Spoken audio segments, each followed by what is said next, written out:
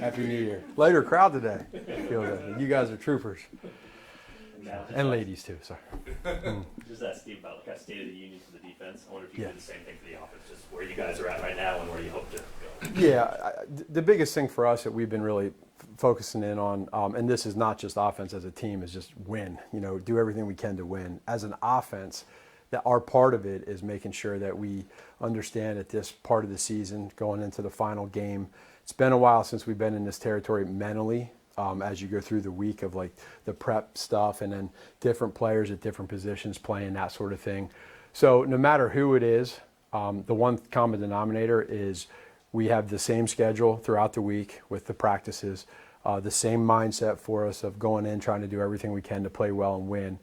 Big picture offensively for us is just, I think all of us understanding that the season didn't go as we wanted to in the end.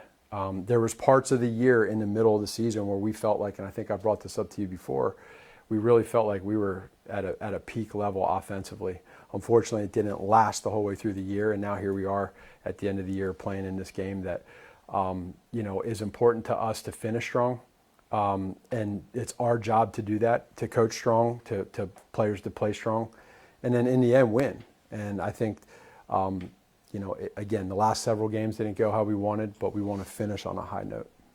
How have you seen Brashard Smith grow throughout the year when you first met him? I'm impressed with Brashard. I think that when we got him in here, it was exciting to know what his ceiling is, and he's got a ways to go yet, but you see the flashes. I mean, you just look at that punt return he had the other day.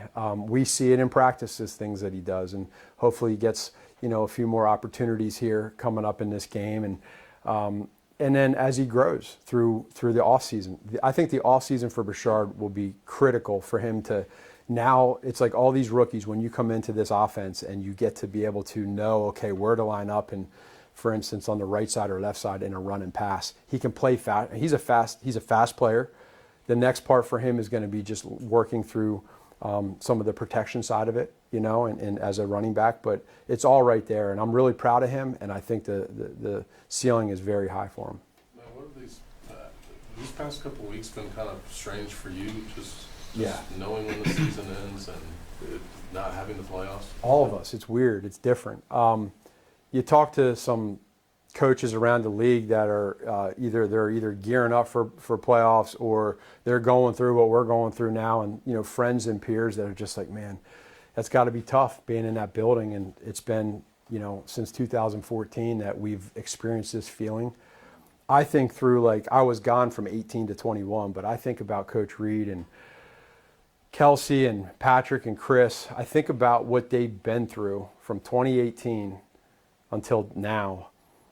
And not just from the season part, but it's a taxing mentally and physically. Like, once the Super Bowl ends, you have a week or two, and then it's combine.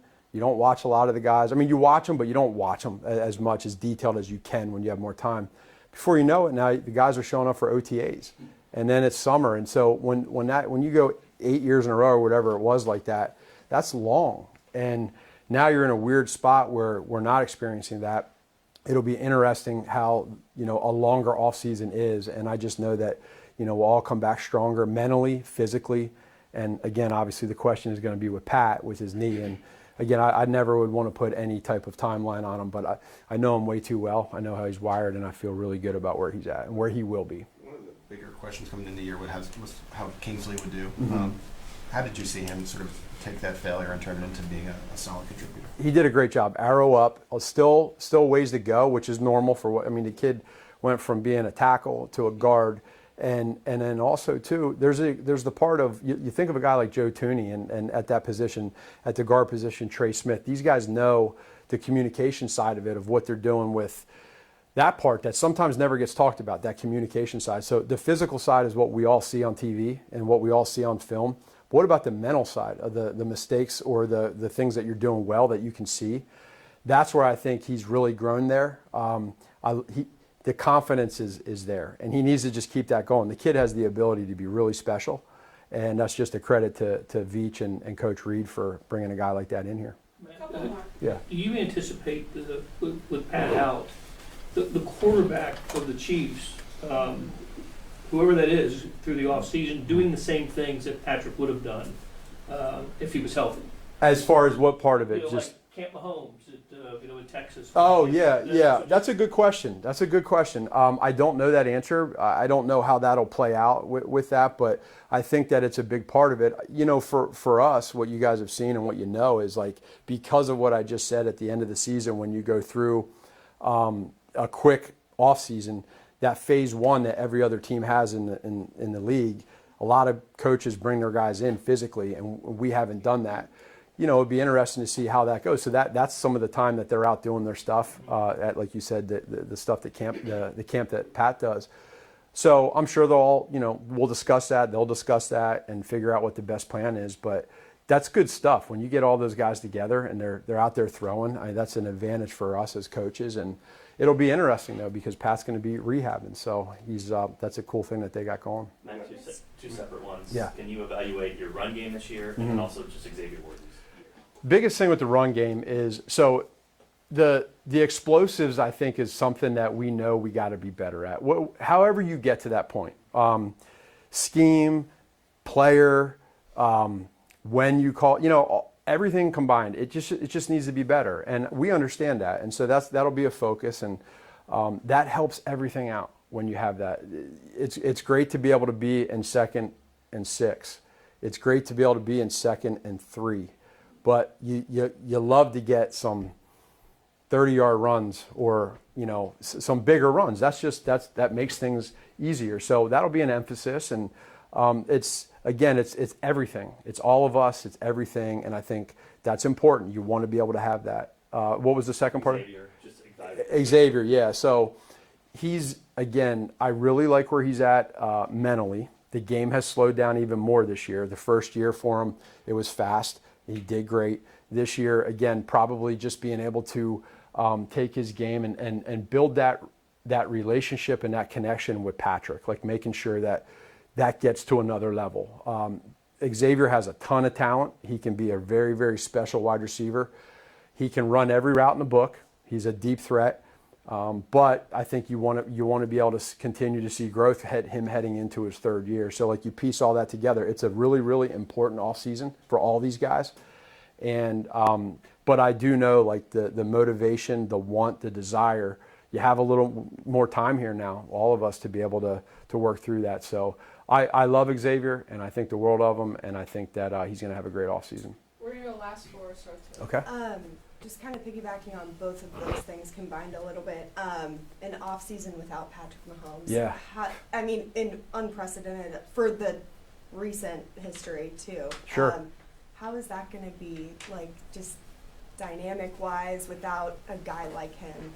It'll be different. Pat will always be involved, whether even if it's like the coaching part of it, putting stuff together, which he's great at. But to me, if I'm one of those players, and I see that now, that's an opportunity for me to now take that baton and be that conduit of Pat, and be like, hey man, this is what we're going to do while he's kind of on the shelf right now. He'll be out here with us. He'll talk through things. He'll lead us. But like let's all step our game up a little bit. Let's all lead a little bit more and make up for it until he does get back and he is out there physically to make the throws and do the drops and everything. Again, Pat is he's on a different level now, and there's not many people that are going to rehab back as strong or as quickly as he will. But there's got to be some patience to it, and I think everybody else involved just has to step up a little bit, us as coaches too. Nick? Matt, where do you feel like you've grown as an offensive coordinator over these 3 years, and what do you feel is kind of your calling card as an OC? Yeah, for me, it's a different role for me the last 3 years than it was the first 2 years when I was here as an offensive coordinator. I was also a quarterback coach at that time the first couple of years. The last 3 years for me have been a little bit more unique, where I don't have the quarterback position. It's more of an organizational standpoint, structure-wise. Being there from a former head coach, helping Coach Reed out.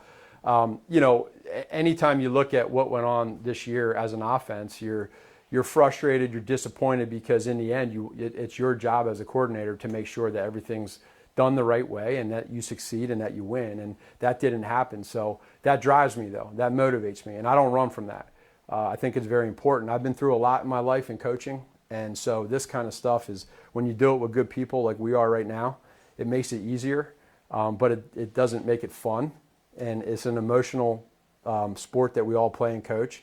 And for me, it's motivation. I can just say that. Ideally, this question would come next week, but we won't get you. I guess I just want to gauge your desire and readiness to become a head coach for a second time. Sure. I really feel good about where I'm at. And again, here we are at the end of the season. So this is the time where this stuff comes up. I've prepared for several years since I went through it at the right time. And everything that I went through in Chicago was it all happened for a reason. And be able to come back here in Kansas City and be here with Coach Reed and all these players is special. So we'll just continue to work through all that and see whatever happens. But it's fun and it's just that time of the year. So be ready for it. Last one, Nick. Matt, you guys, since you came back, you guys have been an offense that has been more balanced from a production standpoint. Mm-hmm. I just wonder, how different do you feel like this season would have been if a guy or two may have taken off and just with more production, right?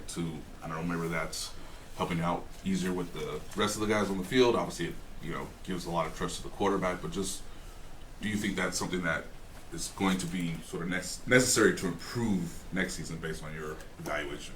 It's a really, really good question. Well, I thought about it a lot the last couple of weeks, like where can we improve moving forward? Because you always want to make sure, like, the scheme stuff, when you're getting out there, like, what are you giving the guys? And then what are they doing when you have opportunities? And to me, this is the story of when adversity hits this year. I'm talking about on offense. And you can say for the team too, but when adversity hits, how do we handle it? And there's been adversity even recently in the last several years where there's been some times where we've been counted out to not win it, and we won the Super Bowl. So what I think this is going to teach all of us is that when we're out here, when stuff hits, we all pull together and we learn from this, and we continue to lead in whatever way that is. We stay positive, we stay together, and we did that this year. There's just times, whether it's injuries, which happens to every team, whether it's just the inconsistencies is probably the biggest word of the year, not being consistent enough in several areas. So, like, how do you fix that? And again, Coach Reed is the master of all of that. He's, in my opinion, one of the greatest, if not the greatest coach in this sport to ever coach. So when you deal through these times, and I was with him in Philadelphia towards the end there, and I got to see some of that. I see how he handles things. I was also here in 2013 when he stepped in that room for the first time and changed this building. So I know how he works, and I know what he's going to do with us as coaches and players. To me, that's exciting. And it's just, it didn't happen this year for the Chiefs, for the city, for the organization. But sometimes everything in life happens for a reason. And when we're in the storm right now, you can't accept it and you don't like it. But a year, 2, 3 years down the road, you're like, man, maybe that really did happen. That butt whooping we took, ironically, on Christmas Day from the Raiders, to the day I die, I will say that happened for a reason. That helped us win the Super Bowl. Maybe this year happened for a reason. That's the only way to stay positive in this thing. And I just, these fans, the city, everybody, I know it's the last press conference, the final here, but it's real. I mean, you feel it. You feel like you let people down, and that sucks. But it'll all happen for a reason. When good people in the building, great city, and that's how it goes. So appreciate you. Thank you. Happy New Year.